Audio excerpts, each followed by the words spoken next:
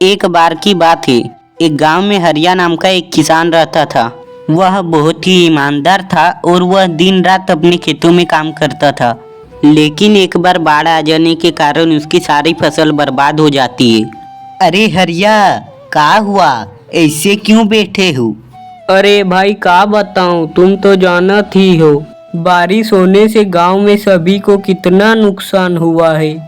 और मेरा खेत तो वैसे भी उधार से चल रहा था। हाँ भाई, पर अब क्या करोगे?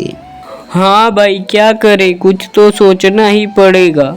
जैसे तैसे ये आज के लिए कुछ खाने को लाया हूँ। हाँ भाई, चलो अब मैं चलता हूँ। उनकी ये सब बातें एक चुड़ैल सुन लेती है और जब हरिया घर जाता है तो उसके पीछे पीछे जाने लगती है। हरिया रुको। अरे मर गया रे चुड़ैल जी। मुझे बहुत जोर भूख लगी है और कई दिनों से मैंने कुछ नहीं खाया। मैं तुम्हें खा लूं? चुड़ैल जी, मैं आपको मना नहीं करता, लेकिन मेरे घर में मेरी माँ है जिनकी देखभाल के लिए मेरे अलावा और कोई नहीं है। आप ये खाना ले लो जो मैं अपनी माँ और मेरे लिए लाया था। अच्छा, तो फिर तुम क्या खाओगे? ठीक है, दो ये खाना। वो खाना खा लेती है और हरिया का पीछा करती है और हरिया के घर तक चली आती है। माँ, तुम ठीक तो हो ना? हाँ बेटा, मैं ठीक हूँ। माँ, मुझे माफ करना, आज मैं कुछ खाने को नहीं ला सका। मैं ठीक हूँ बेटा, मेरी चिंता मत कर। चुड़ैल उनकी सब बातें सुन लेती है। अरे ये तो कितने अच्छे लोग हैं और ये हरिया भी कितना अच्छा आदमी है। वहीं पास में सरपंच के घर में जश्न चल रहा होता है। ये सरपंच भी कितना बुरा आदमी है। उसे ये तक पता नहीं कि गांव में एक परिवार भूखे पेट सो रहा है। फिर चुड़ैल जादू से हरिया के घर के बाहर खाना रख देती है।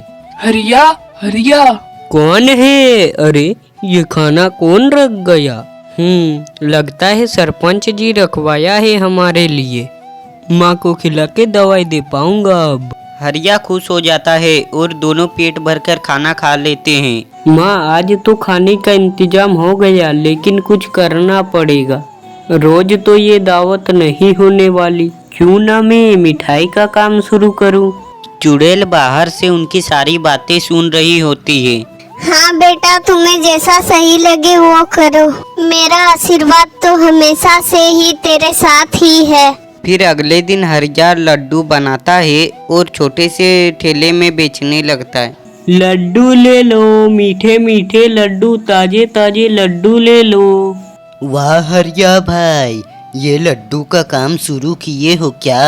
हाँ भाई, अब क्या करें, जीने के लिए पैसा तो चाहिए ना। हरिया पूरा दिन दुकान में रहता है और उसके कुछ लड्डू बिक जाते हैं। कुछ दिन बाद हरिया के लड्डू बिकने बंद हो जाते हैं। लड्डू ले लो। अरे भाई, लड्डू ले लो, ताजे लड्डू है भैया। भाई कितने लड्डू खाए? मेरी बीबी ने कहा है कि कुछ और मिठाई ले आओ, जब देखो लड्डू ले आते हो। अब क्या करे भैया? इतना बोलकर वह गांव वाला वहां से चला जाता है। चुड़ैल हमेशा हरिया के साथ अदृश्य रूप में साये की तरह रहता है। अरे ऐसे तो ये हरिया भूखा रह जाएगा, मुझे कुछ करना होगा। फिर एक दिन हरिया रात में घर आ रहा होता है तो उसे एक सुंदर लड़की राखी मिलती है और वो रो रही होती है। अरे क्या हुआ, तुम क्यों रो रही हो? देखो, मेरा भी लड्डू ने बिका है, तो हम रो रहे हैं क्या? मेरा इस दुनिया में कोई नहीं है, इसलिए रो रही हूँ। मेरी सौतेली माँ मुझे बहुत मारती है, इसीलिए मैं घर छोड़कर भाग आई। लेकिन अब मैं कहाँ जाऊंगी, ये सोचकर रो रही हूँ। अरे बाबा, कोई बात नहीं, तुम मेरे घर चलो। इतनी रात को यहाँ रहना ठीक नहीं है तुम्हारे लिए।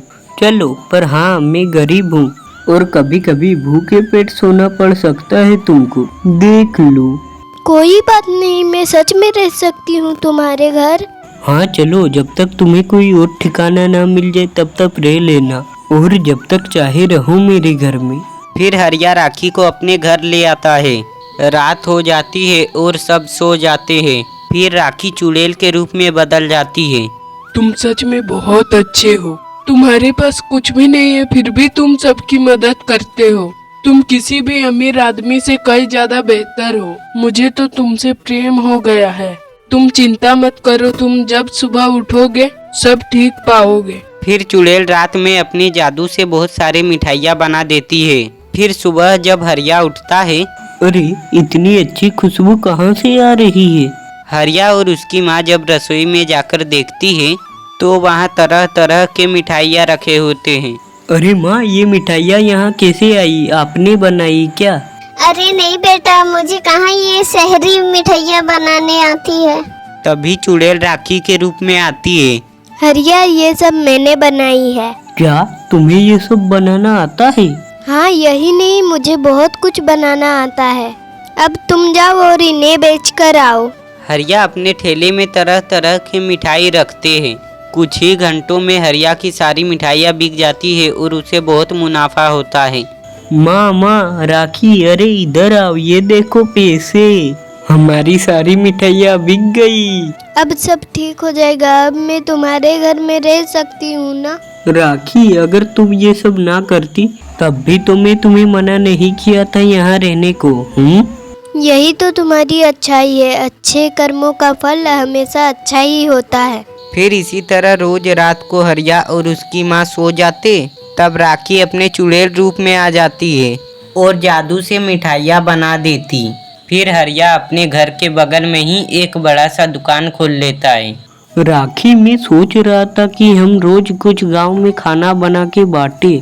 बाढ़ आ जाने से मेरी तरह कई घर हैं जिन्हें रोटी तक नहीं मिल पा रही है। हाँ, ये तुमने बहुत अच्छा सोचा। फिर हरिया पूरे गांव में गरीबों को खाना खिलाता, जिसके वजह से पूरा गांव हरिया को प्यार करने लगता है। लेकिन सरपंच को शक होता है। आजकल गांव वाले मुझे छोड़कर ये हरिया के गुण गाने लगे हैं। लेकिन ये किसान था, इसे मिठाइयाँ कब से बनाने आ गई? पता करना पड़ेगा। अगले दिन सरपंच अपने एक आदमी को हरिया के घर में नजर रखने के लिए कहता है। और जब रात में राखी चुड़ैल के रूप में आती है तो सरपंच के आदमी उसे देख लेते हैं और जाकर सरपंच को बताते हैं। अरे बाप रे, चुड़ैल! तो ये चुड़ैल हरिया की मदद कर रही है। सरपंच अगले दिन एक तांत्रिक को लेकर हरिया के घर जाता है। चुड़ैल, बाहर निकल। शोर सुनकर सब गांव वाले भी इकट्ठा हो जाते हैं। अरे सरपंच जी, क्या हुआ? हरिया, ज्यादा अच्छा बनने का नाटक बंद कर। ये लड़की चुड़ैल है और तू इसके वजह से ही पैसे वाला हुआ है। चुड़ैल, अब तेरा खेल खत्म। चुड़ैल को गुस्सा आ जाता है और वह अपने असली रूप में आ जाती है, जिसे देखकर पूरे गांव वालों की आंखें फटी की फटी रह जाती है। अरे राखी, ये क्या? तुम चुड़ैल हो? हाँ, मैं वही चुड़ैल हूँ जिसे तुमने पहली बार अपना खाना खिलाया था। तुम्हारी अच्छाई देखकर मुझे तुमसे प्रेम हो गया था और मैं तभी सोच लिया था कि मैं हमेशा तुम्हारे साथ ही रहूंगी और तुम्हारी मदद करूंगी। लेकिन तुम इतने अच्छे हो कि तुम्हारे पास पैसे आने के बाद भी तुम अपने गरीब गांव वालों को नहीं भूले। बस तेरा खेल खत्म चुड़ैल, अब मैं तुम्हें भस्म कर दूंगा।